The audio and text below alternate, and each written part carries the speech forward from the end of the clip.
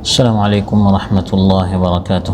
الحمد لله رب العالمين والعاقبة للمتقين، والصلاة والسلام على سيد الأنبياء وأشرف المرسلين نبينا محمد وعلى آله وصحبه أجمعين.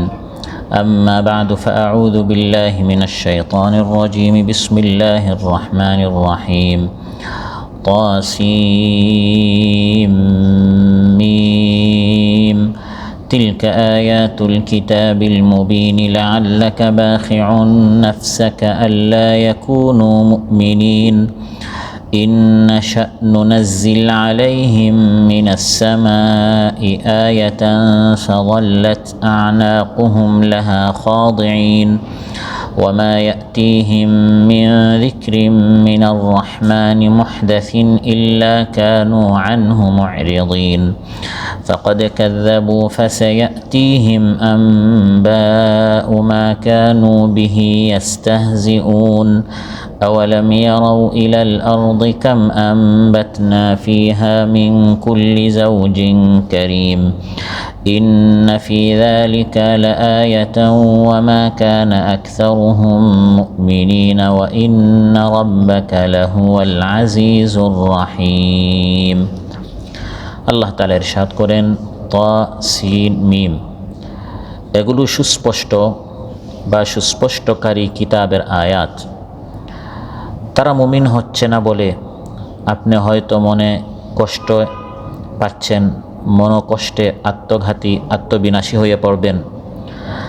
আমি ইচ্ছা করলে তাদের কাছে আসমান থেকে এমন নিদর্শন পাঠাতাম যে তার সামনে তাদের ঘাড়গুলো, তাদের মাথা, তাদের গ্রীবা নত হয়ে যেত, অর্থাৎ তারা ঈমান আনতে বাধ্য হতো। তাদের কাছে যখনই দয়াময় আল্লাহর পক্ষ থেকে নতুন কোনো নসিহত আসে, তখনই তারা তা থেকে মুখ ফিরিয়ে নেয়। তারা আল্লাহর বাণীকে অস্বীকারই করেছে। শীঘ্রই তাদের কাছে তার প্রকৃত সত্য বার্তা উদ্ঘাটিত হবে, যা নিয়ে তারা ঠাট্টা বিদ্রূপ করত। তারা কি জমিনের প্রতি লক্ষ্য করেনি? আমি এই জমিনে প্রত্যেক প্রকারের বহু উৎকৃষ্ট উদ্ভিদ উদ্গত করেছি। অবশ্যই এতে নিদর্শন আছে আল্লাহ সম্পর্কে চিন্তা করে ঈমান আনার জন্য, কিন্তু তাদের অধিকাংশই ঈমান আনে না। আর নিশ্চয় তোমার রব, তিনি তো মহাপরাক্রমশালী, পরম দয়ালু। আল মামুর আর এই মসজিদে আয়োজিত আজকের এই দারসুল কোরআনে উপস্থিত প্রাণপ্রিয় আমার দিনদার ইমানদার ভাইরা, সূরাতুশ শুআরা থেকে প্রথম 9টি আয়াত তিলাওয়াত করে এর সহজ সরল বাংলা অনুবাদ উপস্থাপন করলাম। এই 9টি আয়াতের আলোকে যে বিষয়ে আমরা আলোচনা করব সেটি হচ্ছে, আল্লাহ তাআলা আমাদের জন্য সুস্পষ্ট বাণী আল কোরআন নাজিল করেছেন। এই কোরআন এর বাণী নিয়ে রাসূল সাল্লাল্লাহু আলাইহি সাল্লাম উম্মতের হিদায়াতের জন্য কত মেহনত করতেন, কত তিনি কল্যাণকামী ছিলেন, কত তিনি হিতাকাঙ্ক্ষী ছিলেন। তারপরে অধিকাংশ মানুষ ঘাড় বাঁকা হয়ে থাকতো, মাথা নত করত না। তাদের সম্পর্কে আল্লাহ তাআলা এখানে সতর্কবাণী শুনিয়েছেন। এসহ অন্যান্য বিবিধ বিষয় নিয়ে আমরা এই আয়াতের আলোকে আলোচনা উপস্থাপন করব ইনশাআল্লাহ। সম্মানিত ভাইরা, আমি আপনাদের সামনে যে সূরা থেকে আলোচনা করেছি, এই সূরার নাম হচ্ছে সূরাতুশ শুআরা। সূরার নাম কি? সূরাতুশ শুআরা। আরবিতে কবিকে শায়ের বলা হয়।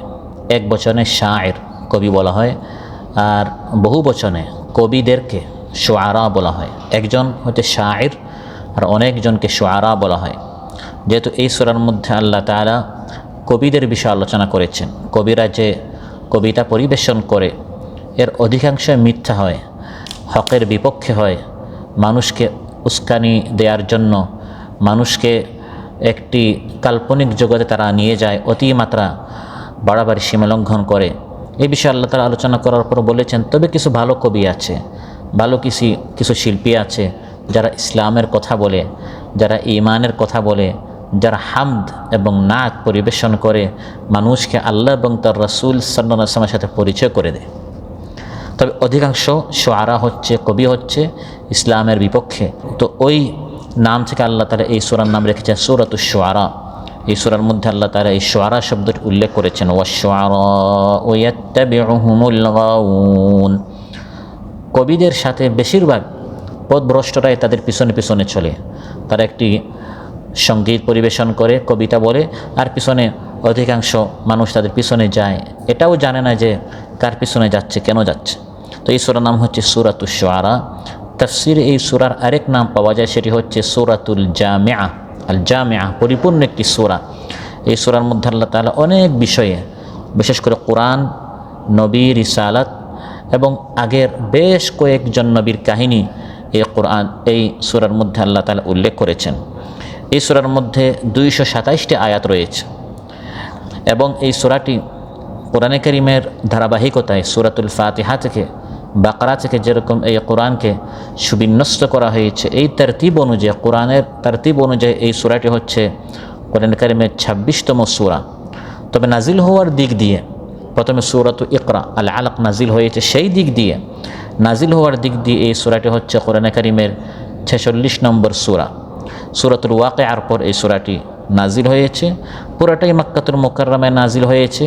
তবে ওয়াশ-শুআরা থেকে কবি সংক্রান্ত যে আয়াত, শেষের 4টি আয়াত মদিনায় নাজিল হয়েছে বলে বেশ কিছু মুফাসসিরিন ইকরাম বলেছেন।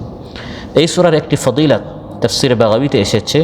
ইবনে আব্বাস রাদিয়াল্লাহু আনহুমা বলেন, আন্নান নবিয়্য সাল্লাল্লাহু আলাইহি ওয়াসাল্লাম قال أعطيت طه والطواسين من اللوح المحفوظ। সূরাতু তাহা আর তাসিন মিম, এই সূরাটি তাসিন মিম দ্বারা শুরু হয়েছে। এই সূরাগুলো লৌহে মাহফুজ থেকে আল্লাহ তাআলা আমাকে উপহার দিয়েছে। তাহলে এই সূরাটি হচ্ছে আল্লাহর পক্ষ থেকে, লৌহে মাহফুজ থেকে আল্লাহ তাআলা আমাদেরকে একটি উপহার দিয়েছেন, গুরুত্বপূর্ণ একটি সূরা। এই সূরার একটি বৈশিষ্ট্য, বেশ কিছু বৈশিষ্ট্য আছে। এর মধ্যে এই সূরাটি হচ্ছে কাসাসুল আম্বিয়া, নবীদের কাহিনীর সূরা। কোরআন কারীমের মধ্যে এমন কিছু সূরা আছে যেখানে এক একজন নবীর কাহিনী আছে। যেমন সূরাতু ইউসুফ, পুরোটাই এক নবীর কাহিনী। আপনি যদি নবীদের কাহিনী জানতে চান, এক নবীর কাহিনী জানতে হলে আপনি সূরাতু ইউসুফ পড়বেন। ইউসুফ আলাইহিস সালাম সম্পর্কে আপনি অনেক কিছু জানবেন। সূরাতু নূহ পড়বেন, নূহ আলাইহিস সালাম সম্পর্কে জানবেন। এক নবী দিয়ে এক সূরা, সুবহানাল্লাহ। আবার কোনো কোনো সূরা, এক সূরার মধ্যে আল্লাহ তাআলা ধারাবাহিকভাবে বেশ কয়েকজন নবীর কাহিনী বলেছেন, কিসসা বলেছেন, আল্লাহ তাআলা ঘটনা বলেছেন। যেমন সূরাতুল আরাফ, মূসা আলাইহিস সালামের কাহিনী, তারপরে আদের কাহিনী, সামুদের কাহিনী, কওমে শুআইবের কাহিনী, এভাবে এই সকল জাতির তাদের নবীদের সাথে কী কী হয়েছে সেই কাহিনীগুলো আল্লাহ তাআলা উল্লেখ করেছেন। এক সূরার নামই হচ্ছে সূরাতুল কাসাস, ঘটনার সূরা। এখানে আল্লাহ তাআলা মূসা আলাইহিস সালামের জন্মগ্রহণের কাহিনী, তার শৈশবের কাহিনী, যৌবনের কাহিনী, মাদিয়ানে তিনি হিজরত করেছেন, বিবাহ শাদী করেছেন, তারপর তিনি সেখানে কিভাবে খাবার থাকার, বিবাহ, এই সকল আল্লাহ তাআলা ব্যবস্থা করে দিলেন, তারপর কিভাবে নবী হয়ে তিনি মিশরে ফিরে আসলেন, এই কাহিনীগুলো আল্লাহ তাআলা উল্লেখ করেছেন। আর সূরাতুশ শুআরা, আমার আলোচ্য এই সূরার মধ্যে আল্লাহ তাআলা বেশ কয়েকজন নবীর কাহিনী উল্লেখ করেছেন। প্রথমে মূসা আলাইহিস সালাম এবং ফিরআউনের কাহিনী, তারপর ইব্রাহিম আলাইহিস সালাম তার কওমের সাথে কাহিনী, তারপর নূহ আলাইহিস সালাম তার কওমের সাথে কাহিনী, তারপর হুদ আলাইহিস সালাম তার জাতি আদের সাথে কাহিনী, তারপর সালেহ আলাইহিস সালাম তার কওম সামুদের সাথে কাহিনী, তারপর লূত আলাইহিস সালাম তার কওমের সাথে কাহিনী, তারপর শুআইব আলাইহিস সালাম ও তার কওমের সাথে কাহিনী। ধারাবাহিকভাবে একটি একটি করে আল্লাহ তাআলা এই ঘটনাগুলো উল্লেখ করেছেন। আপনি যদি নবীদের এই সকল কাহিনী জানতে চান, সূরাতুশ শুআরা পড়বেন, অনেক কাহিনী জানবেন। এই সূরার বড় একটি বৈশিষ্ট্য হচ্ছে যে এই সূরার আয়াতগুলো খুব ছোট ছোট আয়াত, ছোট্ট একটি সূরা, মাত্র 10 পৃষ্ঠার, কিন্তু এখানে 227টি আয়াত। যেখানে সূরাতুল বাকারা হচ্ছে আড়াই পারায় হচ্ছে 286 আয়াত, আর এটি মাত্র আধা পারায় 227টা আয়াত। আয়াতের দিক দিয়ে সূরাতুল বাকারার কাছাকাছি, অথচ সূরাতুল বাকারা হচ্ছে আড়াই পারা আর এই সূরা হচ্ছে মাত্র আধা পারা। তাহলে আয়াতগুলো খুব ছোট ছোট, 3 শব্দ, 4 শব্দ, 5 শব্দ দিয়ে এক একটি আয়াত। এবং এই সূরার একটি বৈশিষ্ট্য হচ্ছে যে প্রত্যেকটি ঘটনার পর বা অধ্যায়ের পর আল্লাহ তাআলা একটি আয়াত এই সূরার মধ্যে বারবার বলেছে। যেমন সূরাতুর রহমান আপনারা দেখবেন একটি আয়াত বারবার এসেছে, 31 বার এসেছে, ফাবিআইয়ি আলাই রাব্বিকুমা তুকাযযিবান। 31 বার আল্লাহ তাআলা সূরাতুর রহমান এই আয়াতটি বারবার বলেছেন। এটি হচ্ছে সূরাতুর রহমানের একটি আলাদা বৈশিষ্ট্য। সূরাতুল মুরসালাত আপনারা দেখবেন, ওয়াইলুন ইয়াউমাইযিল লিল মুকাযযিবিন, এই কথাটি বারবার এসেছে। এই সূরার মধ্যে 8 বার এই আয়াতটি এসেছে, ইন্না ফি যালিকা লাআয়া ওয়া মা কানা আকসারুহুম মুমিনিন ওয়া ইন্না রাব্বাকা লাহুয়াল আজিজুর রহিম। এই যে একটা ঘটনা বললাম, ইন্না ফি যালিকা লাআয়া, এক একটা ঘটনা বলে আল্লাহ বলেন এই ঘটনার মধ্যে শিক্ষা আছে।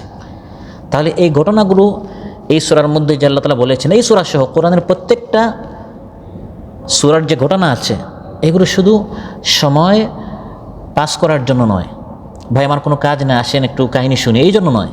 আল্লাহ বলেন এই ঘটনার মধ্যে কিছু সবক আছে, শিখার বিষয় আছে, শিক্ষণীয় কিছু জিনিস আছে, চিন্তা করে এবং এখান থেকে কী শিকার। মূলত ইতিহাস হচ্ছে শিক্ষা নেওয়ার জন্য, আর ইতিহাসের সবচেয়ে বড় শিক্ষা, ইতিহাস থেকে মানুষ শিক্ষা নিতে চায় না। এই জন্য প্রত্যেকটা ইতিহাস বলার পর, ঘটনা বলার পর আল্লাহ বলেন ইন্না ফি যালিকা লাআয়া, এখানে আয়া, ইবরত, সবক, শিক্ষা আছে। ওয়ামা কানা আকসারুহুম মুমিনিন, এত সবক থাকার পরে অধিকাংশ মানুষ ঈমান আনলো না। ফিরআউন ঈমান আনে নাই, তারপর নমরুদ ঈমান আনে নাই। তৃতীয় কাহিনী হচ্ছে কওমে নূহ, তারাও ঈমান আনলো না। চতুর্থ কাহিনী আদ, তারাও ঈমান আনলো না। এরপরের কাহিনী সামুদ, তারাও ঈমান আনলো না। তাহলে প্রতিটি কওম থেকে একটাই জিনিস আমরা শিখলাম যে আল্লাহ নবী পাঠান, নবী দাওয়াত দেন, কিন্তু কওম একই আচরণ করে, তারা ঈমান আনে না, মাসখারা করে, উপহাস করে। আল্লাহ তাআলা বলেন ওয়ামা কানা আকসারুহুম মুমিনিন ওয়া ইন্না রাব্বাকা লাহুয়াল আজিজুর রাহিম, তোমার রব হচ্ছেন পরাক্রমশালী, দয়াবান। এই কথাটি এই সূরার মধ্যে বারবার এসেছে, 8 বার এসেছে। প্রতিটি অধ্যায় বা প্রতিটি কথা শেষ হওয়ার পর, ঘটনা শেষ হওয়ার পর, এটি হচ্ছে এই সূরার একটি আলাদা বৈশিষ্ট্য। এই সূরার বিষয়বস্তু হচ্ছে, সূরার শুরুতে আল্লাহ তাআলা কোরআনে কারীম নিয়ে আলোচনা করেছেন, যে কোরআনে কারীমের আয়াত হচ্ছে সুস্পষ্ট। তারপর বলে দিয়েছেন কোরআনের আয়াত সুস্পষ্ট হওয়া সত্ত্বেও মুশরিকরা কিন্তু এই কোরআন মানে নাই, রাসূল সাল্লাল্লাহু আলাইহি সাল্লামের বিরুদ্ধাচরণ করেছে। তারপর আল্লাহ নবীকে আল্লাহ তাআলা বলে দিলেন, হে নবী, আজ যে কাফির মুশরিকরা আপনার সুস্পষ্ট কোরআনের বিরোধিতা করছে, এটা শুধু আপনার সাথে নয়, শুনুন একটি কাহিনী। মূসা আলাইহিস সালাম যখন সুস্পষ্ট আয়াত নিয়ে আসলেন ফিরআউনের সামনে, লাঠি ফেললেন, সাপ হয়ে গেল, হাত বের করলেন, ফস্সা সাদা হয়ে গেল, তারপরেও কিন্তু ফিরআউন মানে নাই। আরেকটা কাহিনী শুনুন, ইব্রাহিম আলাইহিস সালাম চমৎকার যুক্তি উপস্থাপন করলেন তার মূর্তি পূজারী যে কওম ছিল, হে আমার মূর্তি পূজারী কওম, তোমরা যে এই মূর্তির নিকট, ভাস্কর্যের নিকট, এই প্রতিমার নিকট তোমরা যে তাদের পূজা করছো, উপাসনা করছো, বলো তো দেখি হাল ইয়াসমাউনাকুম ইস্তাদউন, তাদেরকে তোমরা যখন ডাকো তারা কি তোমাদের ডাক শুনে? আও ইয়ানফাউনাকুম আও ইয়াদুররুন, বা তারা কি তোমাদের অপকারে আসে? এরকম চমৎকার ভঙ্গিতে যুক্তি উপস্থাপন করার পরেও ইব্রাহিম আলাইহিস সালামের কওম তারা তার দাওয়াত মানে নাই। এই সকল ঘটনার মাধ্যমে মূলত আল্লাহ তাআলা তার নবীকে সান্ত্বনা দিচ্ছেন, আপনিও আজ মক্কার কাফিরদেরকে কত চমৎকার, সাবলীল এবং হৃদয়গ্রাহী যুক্তি উপস্থাপন করার পরেও কিন্তু তারা মানছে না। এটি প্রথম নয়, এটি আগেও হয়েছে মূসা আলাইহিস সালামের সাথে, ইব্রাহিম আলাইহিস সালামের সাথে এবং নূহ আলাইহিস সালামের সাথে, যার পরিচয় হচ্ছে দাঈ নবী। নূহ আলাইহিস সালামের মতো এরকম দাঈ নবী আর কেউ ছিল না। তিনি দাওয়াতই দিয়েছেন 950 বছর। কয়জন বরদাস্ত করতে পারে, সহ্য করতে পারে? 950 বছর দাওয়াত দিয়েছেন। হ্যাঁ নবী, আপনি যেরকম দাওয়াত দিচ্ছেন, নূহ আলাইহিস সালাম এরকম 1-2 বছর নয়, 950 বছর দাওয়াত দিয়েছেন। এই সকল কাহিনী একে একে আল্লাহ তাআলা তার নবীকে এই সূরায় শুনিয়েছেন, সাথে আমাদেরকেও শুনিয়েছেন। প্রত্যেকটি কাহিনীর মধ্যে অনেক শিক্ষা রয়েছে। সূরার শেষের দিকে গিয়ে আল্লাহ তাআলা আবার যা দিয়ে শুরু করেছেন, এই কোরআন নিয়ে আল্লাহ তাআলা আবার শুরু করেছেন। এই কোরআন কে নাজিল করেছেন, কার উপর নাজিল করেছেন, কার মাধ্যমে নাজিল করেছেন, আল্লাহ তাআলা পরিচয় করে দিয়েছেন। এই কোরআন আল্লাহ নাজিল করেছেন জিবরিল আলাইহিস সালামের মাধ্যমে রাসূল সাল্লাল্লাহু আলাইহি সাল্লামের উপর। এই কোরআন প্রতিমধ্যে কোনো শয়তান স্পর্শ করতে পারে নাই, পুরোটাই সত্য আল্লাহর পক্ষ থেকে। অতএব হে নবী, কোরআন সত্য, ফাসদা, এই কোরআন আপনি মানুষের নিকট পৌঁছে দেন, প্রকাশ করুন। আপনি এই কোরআনের দিকে মানুষদেরকে আহ্বান করুন, আপনার মনটা যেন সংকুচিত না হয়। আপনি সত্যের উপর আছেন, আপনি আপনার আওয়াজ বুলন্দ করুন। তাদের এই সকল বিরোধিতার কারণে আপনি থেমে যাবেন না, নিষ্ক্রিয় হবেন না। আপনি আপনার দায়িত্ব এর ক্ষেত্রে আপনি কখনো দুর্বলতা প্রদর্শন করবেন না, কারণ আপনি সত্যের উপর আছেন। যারা আপনার বিরোধিতা করছে, এই সূরার সর্বশেষ আয়াতে আল্লাহ তাআলা তাদেরকে সতর্ক করে দিচ্ছেন, একদিন জালিমরা জানতে পারবে তাদের এই জুলুমের পরিণতি কি হয়। আজ তারা তাদের এই শক্তির কারণে কোরআনের আওয়াজকে বন্ধ করে দিতে চাচ্ছে, নানা ষড়যন্ত্র করছে। ওয়াসায়ালামুল্লাযীনা যালামু আইয়্যা মুনকালাবিন ইয়ানকালিবুন, আজ যারা তাদের ক্ষমতার কারণে, টাকা পয়সার কারণে, নেতৃত্বের কারণে, তাদের গাড়ি বাড়ি নারী ইত্যাদির কারণে তারা চেষ্টা করেছে ইসলামকে বন্ধ করে দিতে। হ্যাঁ নবী, আপনি মেহনত চালিয়ে যান, আপনার সাথে কোরআন আছে। এই সকল জালিমরা একদিন জানবে তাদের পরিণতি কত ভয়ঙ্কর হয়, কত করুণ হয়, তাদের পতন কিভাবে হয়। আজ তারা অন্যের কাছ থেকে শিক্ষা নেয় নাই, তারাই অন্যদের জন্য একদিন শিক্ষা হবে। তারা আরেকজনকে দেখে শিখে নাই, তার প্রথম যখন হবে পরবর্তীদের জন্য আমি তাকেই শিক্ষার একটি বস্তু বানাবো, সেই সবকের একটা জিনিস হয়ে যাবে, তখন তার আফসোস করে তার কোনো লাভ হবে না। এই সকল বিষয় আল্লাহ তাআলা এই সূরার মধ্যে আলোচনা করেছেন। প্রথম আয়াতে আল্লাহ তাআলা বলছেন তাসিম মিম, তাসিন মিম, এগুলোকে আরবিতে বলা হয় আল হুরুফুল মুকাত্তা, আমরা হুরুফে মুকাত্তাআত বলি, বিচ্ছিন্ন অক্ষর। প্রত্যেকটি অক্ষর আলাদা আলাদা বিচ্ছিন্ন, দেখতে মনে হয় তাসাম, আপনি যদি মিলাইয়া পড়েন এটা তাসাম হয়ে যায়, কিন্তু আপনি মিলাইয়া পড়বেন না, আলাদা আলাদা করে পড়বেন, বিচ্ছিন্ন করে পড়বেন, কেটে কেটে পড়বেন। তা সিন মিম, এই ধরনের বেশ কয়টা অক্ষর কোরআনে কারীমের বেশ কয়টা সূরার শুরুতে আছে। যেমন সূরাতুল বাকারার শুরুতে রয়েছে আলিফ লাম মিম, সূরাত মারইয়ামের শুরুতে আছে কাফ হা ইয়া আইন সাদ, বিচ্ছিন্ন, কাফ হা ইয়া আইন সাদ। সূরাত ইয়াসিনের শুরুতে ইয়াসিন, ইয়াসিন, এগুলোকে মিলানো পড়ার মানে মিলিয়ে পড়ার, মিলানো পড়ার কোনো কি নেই, সিস্টেম নেই, এগুলো আলাদা আলাদা, ইয়াসিন এবার পড়তে হয়। তা হ্যাঁ, তো এই অক্ষরগুলোর অর্থ কী?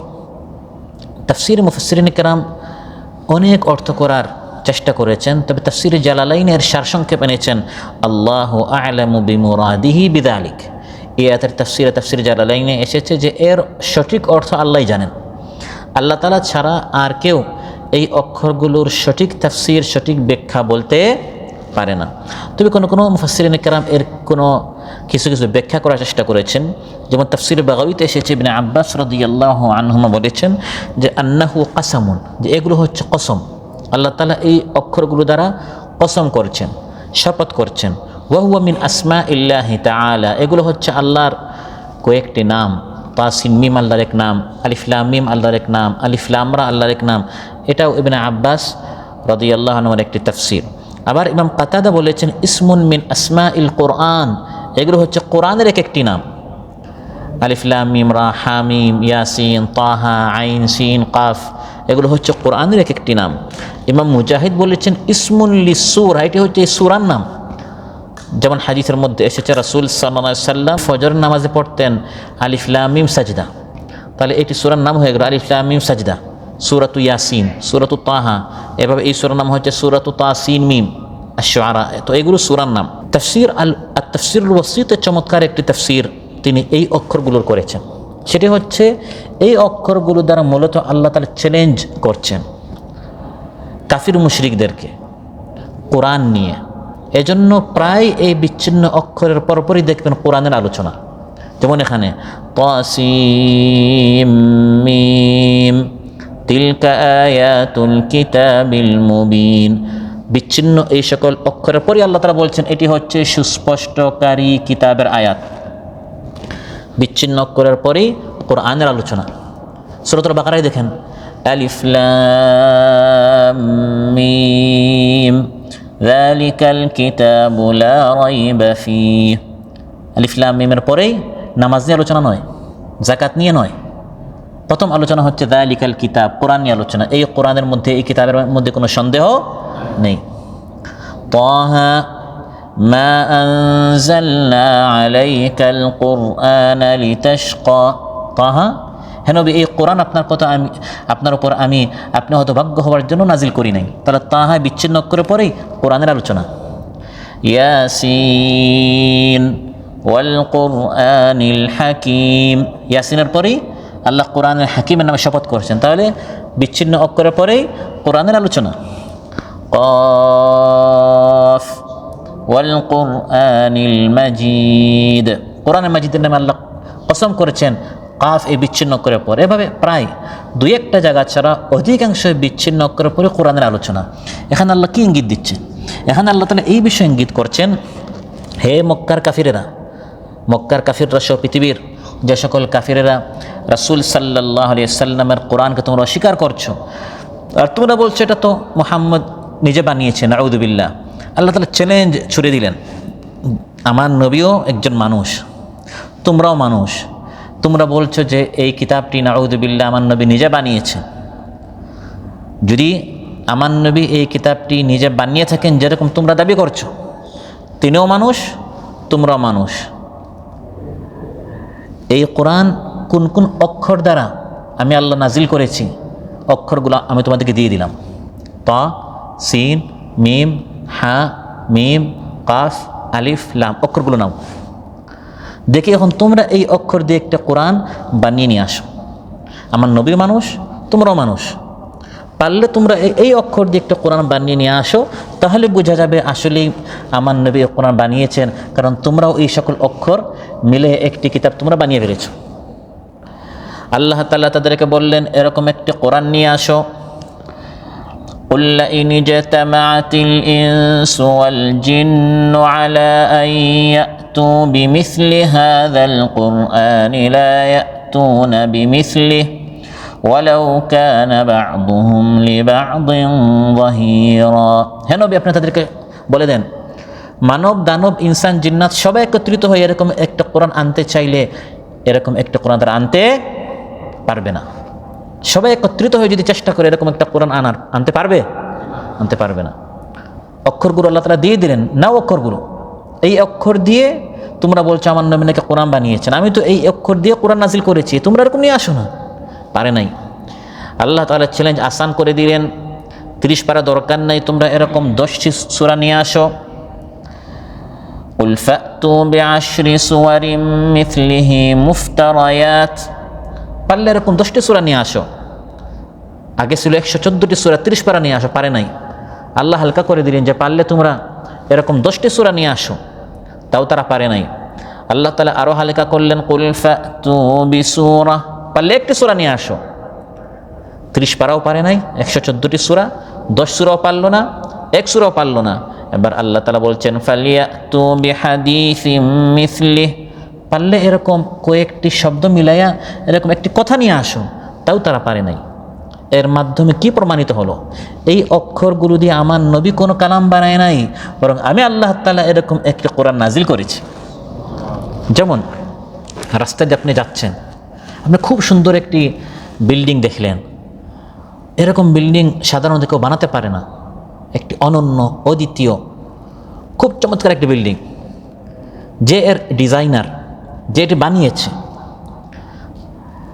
আপনি তাকে বললেন না এটা কোনো বিষয় না, এরকম তো আমি একটা বানাতে পারি।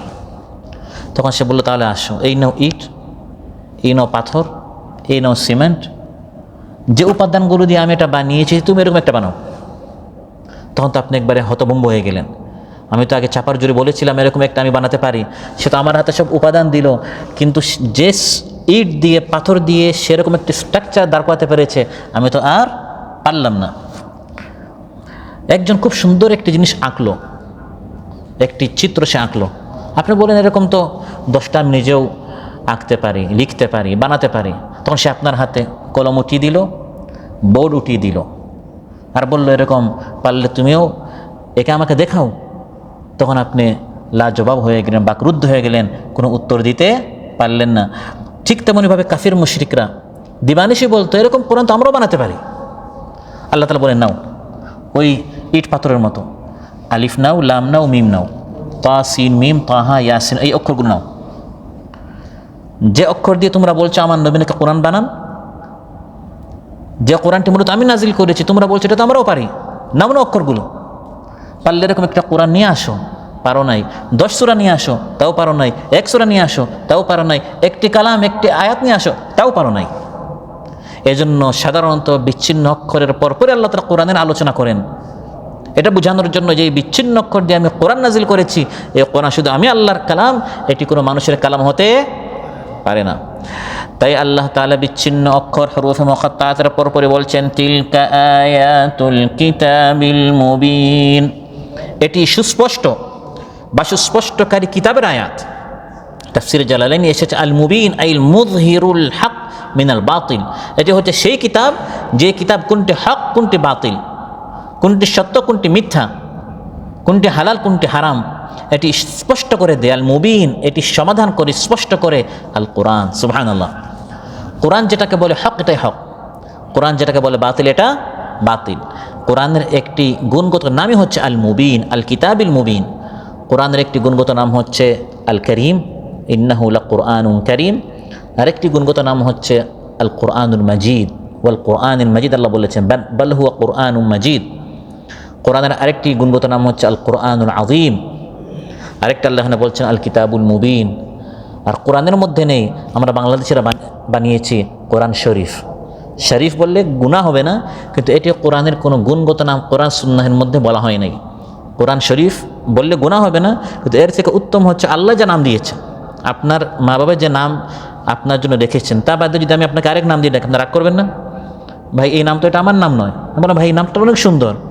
আপনি বলেন ভাই যত সুন্দর, এটা তো আমার নাম নয়। তো কোরআন শরীফ, শরীফ মানে সম্মানিত, এটা খারাপ নয়, কিন্তু এটা কোরআনের নাম নয়। আল্লাহ তাআলা যে নাম রেখেছেন, যিনি কোরআন নাজিল করেছেন, তিনি বলেছেন আল কুরআনুল করিম, আল কুরআনুল মাজিদ, আল কুরআনুল আযীম, এবং এখানে বলেছেন আল কিতাবুল মুবিন। তিলকা আয়াতুল কিতাবিল মুবিন, এটি হচ্ছে সুস্পষ্ট কিতাবের আয়াত। হাযা বায়ানুল লিন্নাসি ওয়া হুদাও ওয়া মাউইযাতুল লিল মুত্তাকিন। এই কোরআন হচ্ছে মানুষের জন্য বায়ান।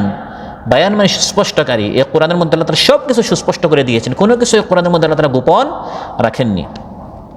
এমন সুস্পষ্ট কিতাবের কালাম পেয়ে, আয়াত পেয়ে রাসূল সাল্লাল্লাহু আলাইহি ওয়াসাল্লাম এত পেরেশান হলেন মানুষের হিদায়াতের জন্য।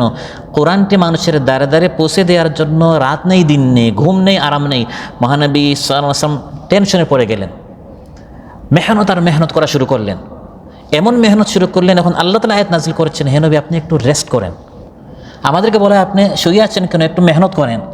আর মহানবী সাল্লাল্লাহু আলাইহি ওয়াসাল্লাম কোরআন পেয়ে এমন মেহনত শুরু করলেন, আল্লাহ তাআলা এরপর আয়াতে বলছেন লাআল্লাকা বাখিউন নাফসাকা আল্লা ইয়াকুনু মুমিনিন। তারা মুমিন হচ্ছে না বলে আপনি হয়তো মনে কষ্টে আত্মঘাতী, আত্মবিনাশী হয়ে পড়বেন, আপনি তো নিজেকে বিনাশ করে ফেলবেন। হে নবী এরকম ঘুম নেই, নিদ্রা নেই, বিশ্রাম নেই, খাবার নেই, এরকম যদি আপনি দাওয়াতি কাজ করেন, মানুষের হিদায়াতের জন্য আপনি যদি চেষ্টা করেন, আপনি তো একদিন শেষ হয়ে যাবেন, একটু রেস্ট করেন। অর্থাৎ এই কোরআন থেকে সুস্পষ্ট কালাম আর পৃথিবীতে দ্বিতীয় হতে পারে না। হে নবী আপনি আর বেশি কষ্ট করতে যায় না, কারণ কোরআনের মতো স্পষ্ট কালাম শুনে যার হিদায়াত হয় না, আপনি তার জন্য আর কি কষ্ট করবেন? কোরআনের মতো তিলাওয়াত শুনে, কোরআনের মতো একটি কালামের তিলাওয়াত পড়ে বা শুনে, আলোচনা বলে বা শুনে যদি কারো হিদায়াত না হয়, যেটি হচ্ছে আল কিতাবিল মুবিন, সুস্পষ্ট কিতাব, তার হিদায়াত তো অন্য কোনো কিতাব দিয়ে হতে পারে না। আমার কিতাব দিয়ে হবে? কোনো বড় হুজুরের কিতাব দিয়ে হবে? আল্লাহর কালাম শুনে, যেটি হচ্ছে আল কিতাবিল মুবিন, সুস্পষ্ট কিতাব, এই কোরআন যথেষ্ট। কোরআন কাফি। আওয়ালাম ইয়াকফিহিম আন্না আনজালনা আলাইকাল কিতাবা ইউতলা আলাইহিম। কোরআন তাদের সামনে তিলাওয়াত করা হচ্ছে, এটা কি কাফি, যথেষ্ট নয়? কোরআন শুনে যদি তার কারো ভাগ্যে হিদায়াত না হয়, হে নবী আপনি তার জন্য আক্ষেপ করবেন না। ফালা তাযহাব নাফসুকা আলাইহিম হাসারাত। হে নবী তারা গুমরাহ হচ্ছে কেন, আপনি এত মেহনত করার পর তারা পথভ্রষ্ট হচ্ছে কেন? আক্ষেপে দুঃখে আপনি নিজেকে আর ধ্বংস করবেন না, আপনি আপনার দায়িত্ব পালন করেন। কিন্তু আল্লাহ তাআলা তার নবীকে সান্ত্বনা দিচ্ছেন, হে নবী আগের কওমের ক্ষেত্রেও তাও হয়েছে। তারপরে আল্লাহ তার পরে কাহিনীগুলো শুনিয়েছেন, আপনি যেরকম মেহনত করেছেন, আগের নবীরও মেহনত করেছেন, তাদের উম্মতের মধ্যে অধিকাংশরা পথভ্রষ্ট হয়েছে। কারণ আল্লাহ নবী যখন মেহনত করতেন আর দেখতেন ফল আসতেছে না, 100 জনের মধ্যে একজন ঈমান আনে, 1000-এ 2 জন ঈমান আনে, তখন মানসিকভাবে তিনি মাঝে মধ্যে বিপর্যস্ত হয়ে যেতেন। আল্লাহ তাআলা সান্ত্বনা দিচ্ছেন, হে নবী আপনার দায়িত্বের মধ্যে, আপনার কাজের মধ্যে কোনো ত্রুটি নেই, আপনি তো সর্বোচ্চ চেষ্টা করছেন। রাসূল সাল্লাল্লাহু আলাইহি সাল্লামের অন্তরে মানুষের প্রতি মমতা এবং তাদের হিদায়াতের জন্য তার অন্তর সবসময় বেকুল থাকতো, সবসময় পেরেশান থাকতেন মানুষকে কীভাবে হিদায়াত দেওয়া যায়। লাকাদ জাআকুম রাসূলুম মিন আনফুসিকুম আজিজুন আলাইহি মা আনিতুম হারিসুন আলাইকুম বিল মুমিনিনা রাউফুর রাহিম। আল্লাহ তাআলা ইরশাদ করেন, তোমাদের নিকট এমন রাসূল এসেছেন যিনি যার নিকট তোমাদের কষ্ট তিনি সহ্য করতে পারেন না, যিনি তোমাদের কল্যাণকামী। আমার আপনার নবীর কথা আল্লাহ তাআলা বলছেন, তোমাদের নিকট এমন নবী পাঠিয়েছি যিনি তোমাদের কল্যাণকামী। তোমাদের কোনো কষ্ট হোক, তোমরা জাহান্নামে যাও, এটি তিনি কখনো বরদাস্ত করেন না। এই জন্যই তো রাত দিন তিনি তোমাদের পেছনে পেছনে ঘুরছেন, তিনি তোমাদের কোমর ধরে তোমাদেরকে জাহান্নাম থেকে বের করার চেষ্টা করেছেন। আনা আখিদুন বিহুজাজিকুম আনিন নার, আল্লাহ নবী বলেন আমি তোমাদের কোমর ধরে তোমাদের জাহান্নাম থেকে টেনে আমি বের করছি, আর তোমরা জাহান্নামে ঝাঁপিয়ে পড়তে চাচ্ছ। তিনি হচ্ছেন আমাদের জন্য কল্যাণকামী, সুযোগ পেলেই দাওয়াত দিতেন। বুখারী মুসলিমে এসেছে আবু তালিবের যখন মৃত্যুর সময় আসলো, আন্না আবা তালিবিন লাম্মা হাদারাতহুল ওয়াফাতু দাখালা আলাইহিন নবী সাল্লাল্লাহু আলাইহি ওয়াসাল্লাম। চাচা আবু তালিব সারা জীবন মহানবী সাল্লাল্লাহু আলাইহি ওয়াসাল্লামের পক্ষে ছিলেন, আল্লাহ নবী তাকেও দাওয়াত দিয়েছেন, কিন্তু তিনি দাওয়াত কবুল করলেন না। মৃত্যুর সময় আল্লাহ নবী চিন্তা করলেন, মৃত্যুর সময় মানুষ একটু দুর্বল থাকে মানসিকভাবে, হতে পারে এই সময় দাওয়াত দিলে তার দিলটি নরম হয়ে ঈমান গ্রহণ করে ফেলতে পারে। মহানবী সাল্লাল্লাহু আলাইহি ওয়াসাল্লাম তার নিকট গেলেন আর বললেন, আই আম কুল লা ইলাহা ইল্লাল্লাহ কালিমাতান উহাজ্জু লাকা বিহা ইনদাল্লাহ। একবার কালিমা পড়েন, তাহলে আমি আপনার পক্ষে আল্লাহর নিকট সুপারিশ করতে পারবো, আপনাকে নাজাত দেওয়ার জন্য আমি একটা যুক্তি পেশ করতে পারবো। আবু তালিব কালিমা পড়বে কিনা সিদ্ধান্ত নেওয়ার সময় এমন সময় পার্শ্বে আবু জাহেল ছিল, সে বলে ফেললো, তারগাবু আন মিল্লাতি আবদুল মুত্তালিব, হে আবু তালিব, তোমার বাবা আব্দুল মুত্তালিব তার ধর্ম ত্যাগ করে, মূর্তি পূজা ত্যাগ করে মৃত্যুর সময় তুমি কি তোমার বাপদাদার ধর্ম ত্যাগ করে ফেলবে? ফালাম ইয়াজাল ইউকাল্লিমু, এই শেষ মুহূর্তে আবু জাহেল বারবার আবু তালিবকে নিষেধ করতে থাকলো, কালিমা পড়িও না। হাত্তা ক্বালা আখিরা শাইইন কাল্লামাহুম বিহ আলা মিল্লাতি আব্দুল মুত্তালিব, মৃত্যুর সময় আবু তালিব সর্বশেষ কথা বলল, আমি আমার বাবা আব্দুল মুত্তালিবের ধর্মের উপর আছি, কালিমা পড়ে নাই। মহানবী সাল্লাল্লাহু আলাইহি ওয়াসাল্লাম এই সময় অন্য কাজে যেতে পারতেন। আবু তালিবের নিকট কোন জিনিস তাকে আনলো? ওই উম্মতের পেরেশানিতে। আরেকবার চেষ্টা করে দেখি, সারা জীবন তো কালিমা পড়ে নাই, শেষ অবস্থায় যদি এই মানুষটাকে, আমার চাচাটাকে যদি আমি জাহান্নাম থেকে বাঁচাতে পারি, এভাবে বাখিউন নাফসাকা, তিনি নিজেকে প্রায় বিনাশ করে ফেলছেন, শুধু মানুষের হিদায়াতের জন্য তিনি পেরেশান ছিলেন। তাফসীর জালালাইন কুরতুবী এবং বাগাউইতে এসেছে যে উকবা নামক এক নিকৃষ্ট কাফির ছিল এবং জাহেলি জামানায় সে মহানবী সাল্লাল্লাহু আলাইহি ওয়াসাল্লামের দুস্থ ছিল, বন্ধু ছিল, এবং তার একটি অভ্যাস ছিল, সে কোনো সফর থেকে আসলে মেহমানদারি করত। সে দূর কোনো সফর থেকে আসলে খাবারের আয়োজন করত, মানুষকে সে দাওয়াত দিত। এরকম একবার সে দাওয়াত করলো, আয়োজন করলো, আর মহানবী সাল্লাল্লাহু আলাইহি ওয়াসাল্লামকে সে দাওয়াত দিল। যখন ফালাম্মা কাররাবা আত-তাআম, মহানবী সাল্লাল্লাহু আলাইহি ওয়াসাল্লামের সামনে যখন সে খাবার পরিবেশন করলো, তিনি বললেন, মা আনা বিআকিলিন তাআমুক হাত্তা তাশহাদা আল্লা ইলাহা ইল্লাল্লাহ ওয়া আন্নী রাসূলুল্লাহ। হে উকবা, আমি তোমার খাবার গ্রহণ করব না তুমি যদি কালিমা না পড়ো। দেখেন, তিনি সব অবস্থায় সুযোগ পেলেই তিনি কালিমার দাওয়াত দিতেন। যেহেতু উকবা এখন আমার প্রতি একটু দুর্বল, আমি তার ঘরে গিয়েছি, আমি তার বাসায় গিয়েছি, এই সুযোগে যে উকবা সারা জীবন আমার বিরোধিতা করছে, কিন্তু তার সাথে আমার পুরনো একটি সম্পর্ক আছে, একটি বন্ধুত্ব আছে, এজন্য আরেকবার টেস্ট করে দেখি কালিমাটা পড়ে ফেলতে পারে। তিনি বলেন, আমি তোমার খাবার গ্রহণ করব না, আগে তোমাকে কালিমা পড়তে হবে। তখন উকবা বলল, আশহাদু আল্লা ইলাহা ইল্লাল্লাহ ওয়া আন্না মুহাম্মাদার রাসূলুল্লাহ। সে কালিমা পড়ল। মহানবী সাল্লাল্লাহু আলাইহি ওয়াসাল্লাম তার খাবার গ্রহণ করলেন। তার আরেক আন্তরিক বন্ধু ছিল, যার নাম উমাইয়া বিন খালাফ, আরও নিকৃষ্ট কাফের। সন্ধ্যায় যখন সে তার বন্ধুর নিকট গেল, বন্ধু তাকে বলল, হ্যাঁ দোস্ত, শুনলাম তুমি নাকি মুহাম্মাদের দিন তুমি গ্রহণ করেছো, কালিমা পড়ে ফেলেছো। সে বলল, না না, আমি আসলে কালিমা পড়িনি, মা সাবাতু ওয়ালাকিন দাখালা আলাইয়া রাজুলুন। সে আমার নিকট আসলো, আমি তাকে দাওয়াত দিয়েছি, আমার নিকট আসলো, কিন্তু এমন একটি শর্ত করে বসলো, সে আমার খাবার খাবে না কালিমা না পড়লে। এখন একজন ব্যক্তি আমার ঘরে আসলো, আর আমি মক্কার একজন সম্মানিত ব্যক্তি, যদি সে আমার ঘরে এসে আমার মেহমানদারি গ্রহণ না করে সে যায়, খাবার না খেয়ে যায়, আমার সম্মানে এটা ধরবে, মানুষ এটা নিয়ে সমালোচনা করবে যে তার ঘর থেকে মানুষ না খেয়ে চলে গেছে। এই জন্য আমার সম্মানার্থে আমি কালিমা পড়েছি। উমাইয়া তখন বলল, হে উকবা, তোমার কথা আমি মানব না, এগুলো বলে তুমি আমাকে খুশি করতে পারবে না।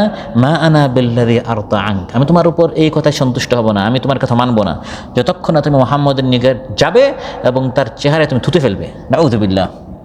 এবং সেই উকবা তাই করলো, তার বন্ধুকে খুশি করার জন্য মহানবী সাল্লাল্লাহু আলাইহি ওয়াসাল্লামের নিকট গেল এবং তার চেহারা মুবারক সে থুতু ফেললো। এই প্রেক্ষিতে আল্লাহ তাআলা সূরাতুল ফুরকান আয়াত নাযিল করলেন, ওয়া ইয়াওমা ইয়া'আদ্দুয যালিমু আলা ইয়াদাইহি ইয়াকুলু ইয়া লাইতানি ইত্তাখাযতু মা'আর রাসূলি সাবিলা ইয়া ওয়াইলাতা লাইতানি লাম আত্তাখিয ফুলানান খলিলা। সেদিন কিয়ামতের দিন জালিম ব্যক্তি তার হাত কামড়াবে, আফসোস করবে আর বলবে, আহা, যদি আমি রাসূলের পথে চলতাম, এই নিকৃষ্ট বন্ধুকে যদি আমি বন্ধু হিসেবে গ্রহণ না করতাম। এই কথা উকবা বলবে যে একবার কালিমা পড়ার পর বন্ধুকে তার দুস্থকে খুশি করতে গিয়ে ইসলাম ত্যাগ করে মহানবী সাল্লাল্লাহু আলাইহি সাল্লামের সাথে সে এই বেয়াদবি করলো। তো এভাবে মহানবী সাল্লাল্লাহু আলাইহি সাল্লাম সুযোগ পেলেই তিনি দাওয়াত দিতেন, উম্মতের জন্য তিনি পেরেশান ছিলেন।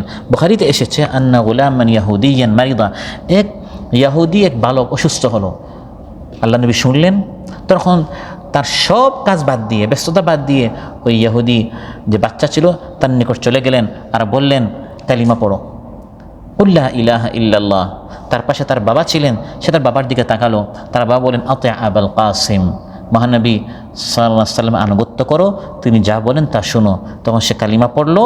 মহানবী সাল্লাল্লাহু আলাইহি সাল্লাম এখান থেকে উঠে যেতে না যেতে খবর আসলো বাচ্চাটি মারা গিয়েছে, কালিমা পরেই মারা গিয়েছে। তখন তিনি খুশি হলেন আর বললেন, আলহামদুলিল্লাহিল্লাযী আনকাযাহু বি মিনান নার, সমস্ত প্রশংসা আল্লাহ তাআলার, যিনি আমার মাধ্যমে এই বাচ্চাটাকে জাহান্নাম থেকে বাঁচিয়ে দিলেন। তাহলে এভাবে সুযোগ পেলেই মহানবী সাল্লাল্লাহু আলাইহি সাল্লাম তিনি উম্মতের হিদায়াতের জন্য তিনি মেহনত করতেন। আল্লাহ বলছেন, হাবিব আপনি মেহনত করেন, কিন্তু নিজেকে এভাবে বিনাশ করে নয়, কারণ আপনার দায়িত্ব হচ্ছে পৌঁছানো, হিসাব নেওয়া হচ্ছে আমার দায়িত্ব। ফাইন্নামা আলাইকাল বালাগু ওয়া আলাইনাল হিসাব। আর আপনি তো যাকে ইচ্ছা তাকে আপনি হিদায়াত দিতে পারবেন না। আমি চাইলে তো তাদেরকে বাধ্য করতে পারতাম। আপনি যেরকম নিজেকে বিনাশ করে ফেলছেন, আমি চাইলে তো সবাইকে ঈমান আনতে বাধ্য করতে পারতাম। এরকম রাসূল পাঠিয়ে কিতাব নাজিল করে নয়, বরং যেরকম অন্যান্য প্রাণীকে বাধ্য করেছে, মানুষকে আমি বাধ্য করতে পারতাম, সবসময় তারা রুকু সাজদা অবস্থায় থাকতো। ইন নাশা নুনাজ্জিল আলাইহিম মিনাস সামাই আয়াতান ফাযাল্লাত আনাকুহুম লাহা খাদিঈন, আমি ইচ্ছে করলে তাদের কাছে আসমান থেকে এমন নিদর্শন পাঠাতাম যে নিদর্শনের সামনে তাদের ঘাড়গুলো, মাথাগুলো, তাদের গ্রীবা নত হয়ে যেত, অর্থাৎ তারা ঈমান আনতে বাধ্য হতো। মাঝে মধ্যে এগুলো আল্লাহ তাআলা করিয়ে দেখান। বনী ইসরাঈল খুব বাঁকা জাতি ছিল। হঠাৎ আল্লাহ তাআলা কী করলেন, তুর পাহাড় তাদের উপর উঠালেন আর বললেন, এখন তাওরাত মানো। তারও যদি এখন না মানো, তুর পাহাড় এখন তোমাদের উপর মানে চাপিয়ে দেওয়া হবে এবং তোমাদেরকে মেরে ফেলা হবে। কোরআনের মধ্যে আল্লাহ তাআলা এভাবে বলছেন, ওয়া ইয আখাযনা মিসাকাকুম ওয়া রাফা'না ফাওকাকুমুত তুর, স্মরণ করো যখন আমি তোমাদের কাছ থেকে ওয়াদা নিলাম, প্রতিশ্রুতি নিলাম, তুর পাহাড় উপরে উঠালাম আর বললাম, বলে এখন তাওরাত মানবে কিনা। তো আল্লাহ তাআলা চাইলে সকল কাফির মুশরিকদের কাছ থেকে, সকল মানুষের কাছ থেকে ওয়াদা নিতে পারেন, এই নবীকে পাঠিয়েছি, এখন মানো, না মানলে এই পাহাড় দিয়ে বা এই মুসিবত দিয়ে, এই বালা বিপদ দিয়ে এখন তোমাদেরকে শেষ করে ফেলবো। আল্লাহ এটা করতে পারেন কি না? করতে পারেন। হ্যাঁ নবী, আপনার দায়িত্ব হচ্ছে যুক্তি দিয়ে, প্রমাণ দিয়ে বুঝানো, নিজেকে বিনাশ করা নয়। আমি আল্লাহ চাইলে তো তাদেরকে বাধ্য করতে পারতাম, কিন্তু বাধ্য করছি না কেন? পরীক্ষার জন্য, যে তারা এই সকল আয়াত না দেখে মানে কিনা। হাল ইউমিনুনা বিল গাইব, তারা গাইবের উপর ঈমান আনে কিনা। কিয়ামত আছে, পরকাল আছে, সিরাত আছে, মিজান আছে, জান্নাত জাহান্নাম আছে, এগুলো না দেখে তারা বিশ্বাস করে কিনা। কারণ এগুলো দেখে ফেললে তো আর তখন ঈমান এনে লাভ নেই। যেমন এখন আমাদেরকে বলা হয়েছে ঈমান আনেন, পরকাল আছে, কিয়ামত আছে, কিয়ামতের আগে সূর্য পশ্চিম দিক থেকে উঠবে, এটা আমাদেরকে বলা হচ্ছে। এখন আপনি ঈমান আনেন কিনা? যখন সত্যি সত্যি সূর্য মাগরিব থেকে উঠে যাবে, তখন ঈমান আনলের কোনো লাভ নেই, কারণ তখন তো গাইব আপনার চক্ষুষ্মান আপনি এটার হয়ে গেছেন, এটা আপনার চোখের সামনে চলে আসছে। তাই আল্লাহ তাআলা কোরআনের মধ্যে বলেন, ইয়াউমা ইয়াতি বা'দু আয়াতি রাব্বিকা লা ইয়ানফা'ু নাফসান ঈমানুহা লাম তাকুন আমানাত মিন ক্বাবল আও কাসাবাত ফি ঈমানিহা খায়রা, যখন তোমার রবের একটি আয়াত অর্থাৎ সূর্য মাগরিব থেকে উঠে আসবে, তখন যারা আগে ঈমান আনে না তাদের ঈমান কোনো কাজে আসবে না, কারণ তখন গায়ব সামনে চলে এসেছে। তো আল্লাহ তাআলা চান দেখতে, না দেখে আপনি ঈমান আনেন কিনা। আপনি যখন দেখে ফেলেন তখন তো আপনি ঈমান আনতে বাধ্য। এরকম পাহাড় উপরে এনে মানুষকে বাধ্য করে এভাবে নয়, বরং আল্লাহ তাআলা আকল দিয়েছেন, তারপর নবী পাঠিয়েছেন, কিতাব নাজিল করেছেন। এখন দেখতে চান আপনি মানেন কিনা।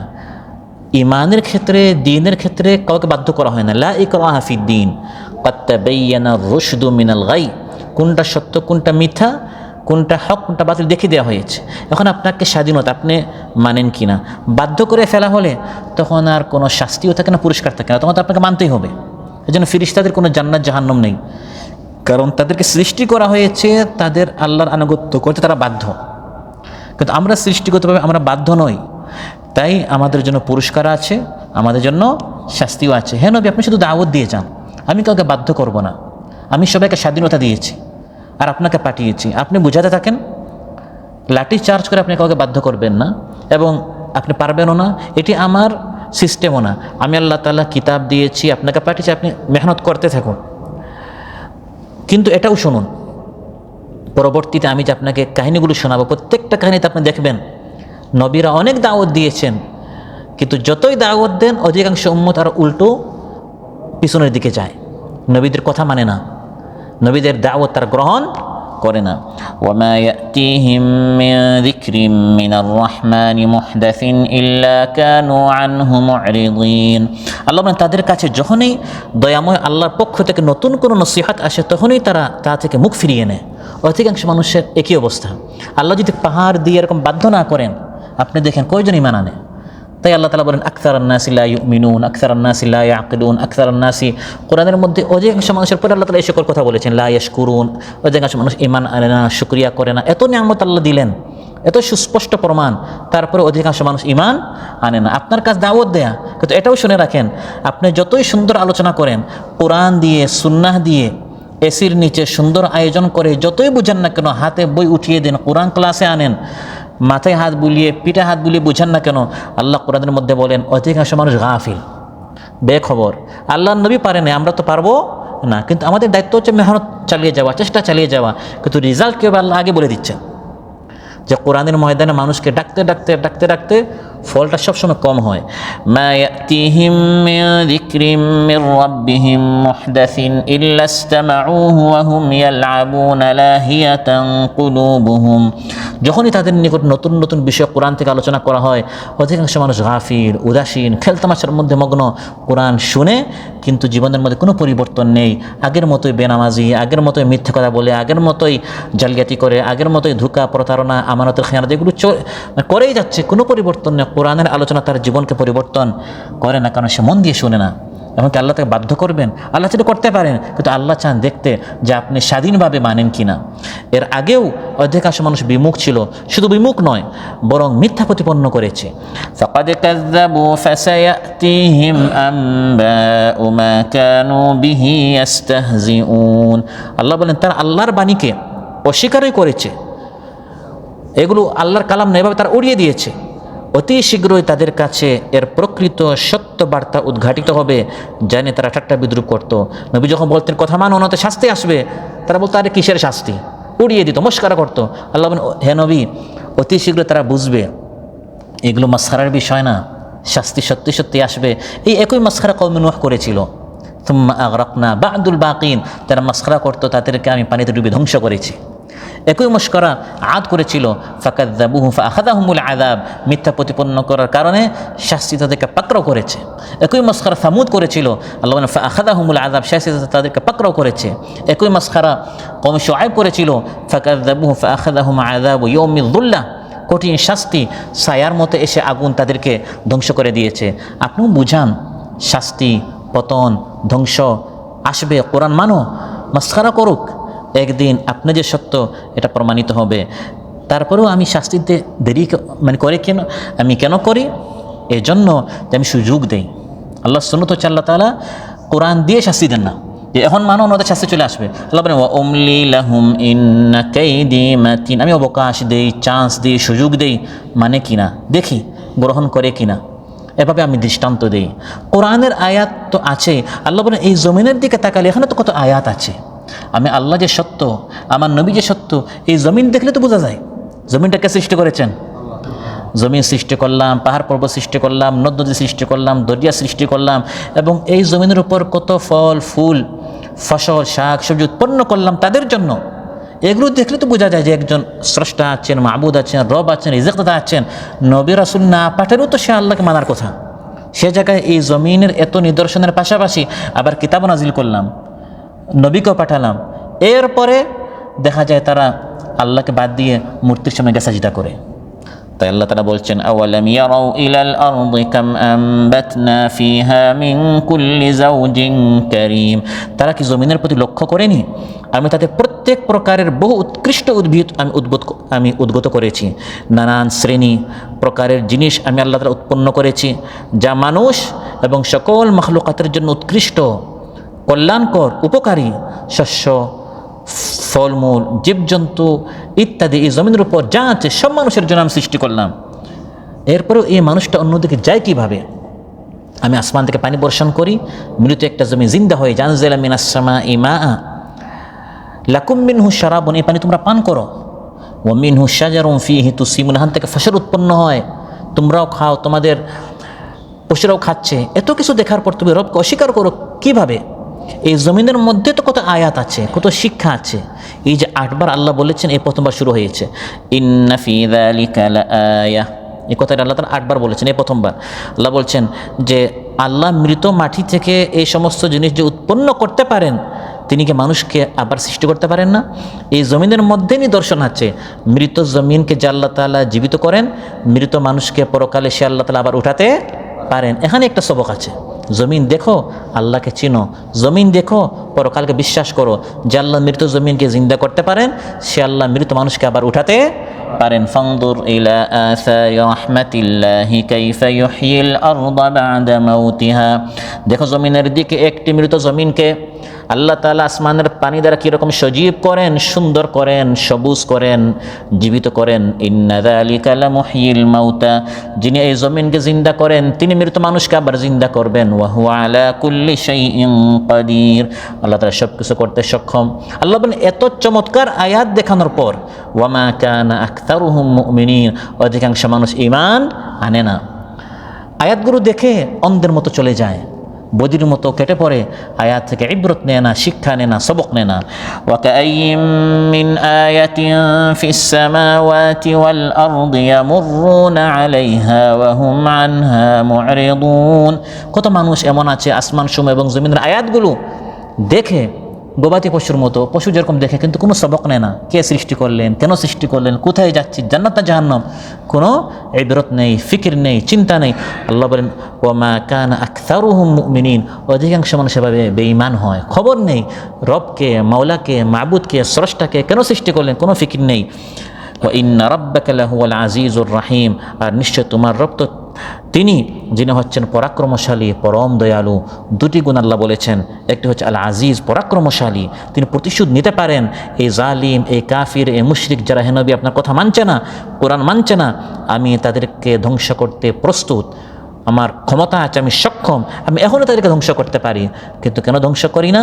কারণ আমি শুধু আজিজ নই, আমার আরেকটা গুণ হচ্ছে রাহিম। সুবহানাল্লাহ, আমি রাহিম, আমি দয়াবান। সেজন্য আমি কাউকে ধরে বসি না, বরং আমি তাকে পূর্ণ অবকাশ দেই, তাকে আমি পূর্ণ সুযোগ দেই। মানে কি না, যখন দেখি না এই লোকটা জুলুমের শেষ সীমা পর্যন্ত পৌঁছে গেছে, তখন তাকে পাকড়াও করা হয়। আল্লাহ তাআলা একদিকে আজিজ, একদিকে রাহিম, একদিকে পরাক্রমশালী, একদিকে আল্লাহ অনেক কুদরতওয়ালা, অন্যদিকে আল্লাহ তাআলা অনেক দয়াবান, মেহেরবান। একদিকে সুযোগ দেন, ধরেন না, আবার ধরলে আল্লাহ ছাড়েন না। প্রিয় ভাইরা, আজকের আলোচনা থেকে যেটা আমরা জানলাম, বুঝলাম, সেটা হচ্ছে আল্লাহ তাআলা আমাদের হেদায়েতের জন্য সুস্পষ্ট কালাম আল কোরআন দিয়েছেন, এবং এই কোরআন যে আল্লাহর কালাম তাতে কোনো সন্দেহ নেই। রাসূল সাল্লাল্লাহু আলাইহি ওয়াসাল্লাম এই সুস্পষ্ট কালাম মানুষের নিকট পৌঁছানোর জন্য তিনি পেরেশান ছিলেন। আমাকে আপনাকেও এই কোরআনটা পড়তে হবে, জানতে হবে, এবং এই কোরআনের দাওয়াত মানুষের নিকট পৌঁছে দেওয়ার সেই পেরেশানি আমাদের অন্তরের মধ্যেও, এই ফিকিরটা, এই তরফটা আমাদের মধ্যেও আল্লাহ তাআলা যেন জাগ্রত করে দেন। আল্লাহ সুবহানাহু ওয়া তাআলা আমাদের সবাইকে তৌফিক দান করুন। আমার আপনার যে মনের নেক মাকাসিদগুলো আছে, নেক ইচ্ছাগুলো আল্লাহ তাআলা পূরণ করুন। যারা অসুস্থ আছেন আল্লাহ তাআলা সুস্থ করে দেন। যার যে পেরেশানি আছে আল্লাহ তাআলা আমাদের পেরেশানি মুক্ত করুন। যাদের অর্থনৈতিক সমস্যা রয়েছে আল্লাহ তাআলা আমাদেরকে রিজকান হালালান তাইয়িবান মুবারাকান দান করুন। সাংসারিক ঝামেলা যাদের আছে, পারিবারিক অশান্তি যাদের আছে, যার যে সমস্যা আছে আল্লাহ তাআলা আমাদের সমস্যার সমাধান করে দেন। সুবহানাকাল্লাহুম্মা বিহামদিক আশহাদু আল্লা ইলাহা ইল্লা আনতা আস্তাগফিরুকা ওয়া আতুবু ইলাইক। আসসালামু আলাইকুম ওয়া রাহমাতুল্লাহি ওয়া বারাকাতুহু।